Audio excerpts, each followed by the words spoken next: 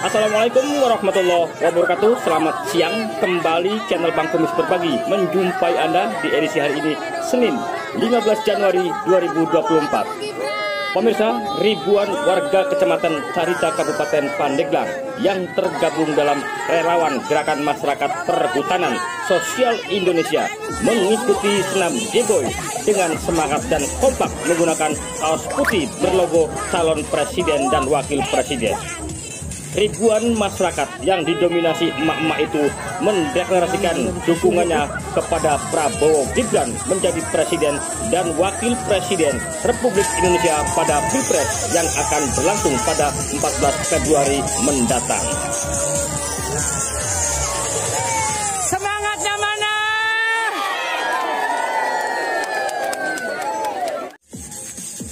Beginilah suasana saat ribuan warga di Kecamatan Carita, Kabupaten Pandeglang, Provinsi Banten mengikuti senam G-Boy yang diselenggarakan DPW Relawan Daru Banten dan Koperasi Perhutanan Banten. Terlihat antusias masyarakat yang didominasi emak-emak ini pun sangatlah tinggi meskipun harus berjalan kaki dan berdesak-desakan untuk menuju lokasi.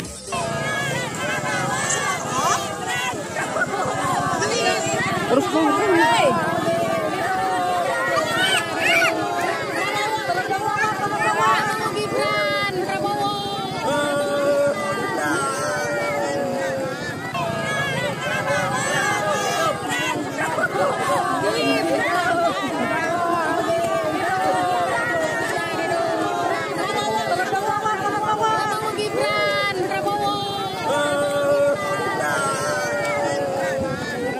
selain senam G-Boy, kegiatan yang berlangsung di area kebun itu pun melakukan deklarasi dukungan kepada calon presiden dan wakil presiden nomor urut 2 yakni Prabowo Gibran pada Pilpres yang akan berlangsung pada 14 Februari 2024 mendatang. Kami mendeklarasikan mendukung pasangan 02 Prabowo Gibran bersama Daru Banten. Prabowo Gibran! Prabowo Gibran! Prabowo Gibran! Oke, terima kasih.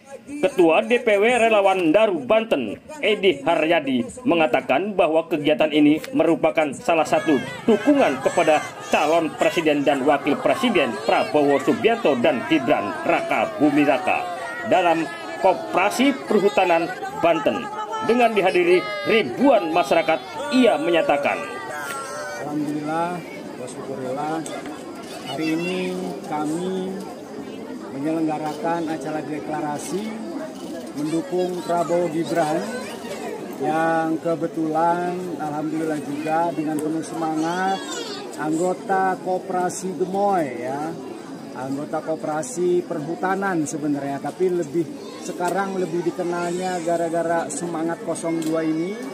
Sampai ibu-ibu koperasi ini, anggota-anggota menyebutnya Koperasi Gemoy. Itu kira-kira rekan-rekan media. Jadi hari ini dengan Dewan Pembina, kebetulan Dewan Pembina Koperasi juga sekaligus sebagai Dewan Pembina di kami di DPW Daru Banten. Daru itu nderek guru, jadi nderek guru Abah Habib Lutfi. Kalau di Banten mungkin daerah itu kurang relevan ya, tapi saya ingin jelaskan Daru ini adalah artinya ngikut guru, ikut keputusan guru atau dawuh guru lah ya, atau milet bahasa orang Banten, kulun milet guru. Kira-kira begitu. Kegiatan hari ini alhamdulillah berkumpul segini banyak orang antusias. Jadi Daru Banten bersama dengan Koperasi Perhutanan Banten yang kebetulan Ketua Dewan Pembina Koperasinya adalah Pak Haji Sandi dan kebetulan juga sebagai Pembina DPW Daru Banten. Boleh dijelaskan Pak berapa peserta yang mengikuti acara ini dan ini dari mana aja Pak? Mungkin kalau jumlah saya bisa dilihatlah dengan kawan-kawan sekitar 2000-an ya, 2000 peserta yang ikut hadir. Ini tempatnya unik. Ini tempat pribadi ya, artinya lahan yang sengaja dibersihkan di hutan orang bilang ya, atau di kebun. Ini acaranya di sini di Carita. Kalau masanya rata-rata mungkin radius dekat sini lah, nggak terlalu jauh. Ya, yang datang berkelompok, berduyun-duyun untuk menghadiri acara senam gemoy dan juga deklarasi. Bapak, satu pertanyaan lagi nih, apakah memang hanya di titik di kawasan yang hari ini dilaksanakan? Apakah ada rencana untuk lokasi-lokasi yang lainnya? Baik, insya Allah dalam waktu dekat kita akan melakukan follow up. Artinya follow up ini tindak lanjut dari beberapa, saya lihat teman-teman rekan-rekan yang juga berdomisili ternyata ada yang agak jauh dari Carita, mereka berencana menyelenggarakan acara-acara kembali. Nah, itu yang akan kita lakukan. Tadi ada beberapa permintaan acara. Nah, mungkin ini Bapak bicara pertanyaan atau permintaan. Bang Kumis beberapa kali mendatangi beberapa titik-titik relawan Gibran, itu mempertanyakan, Pak, bisa nggak sih Bapak itu mendatangkan Gibran atau Prabowo-nya ke kawasan Carita, Pak? Baik, insya Allah nanti mungkin kalau itu saya nggak bisa, karena kami relawan.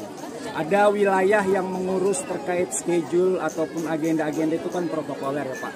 Tentunya itu wewenangnya TKN.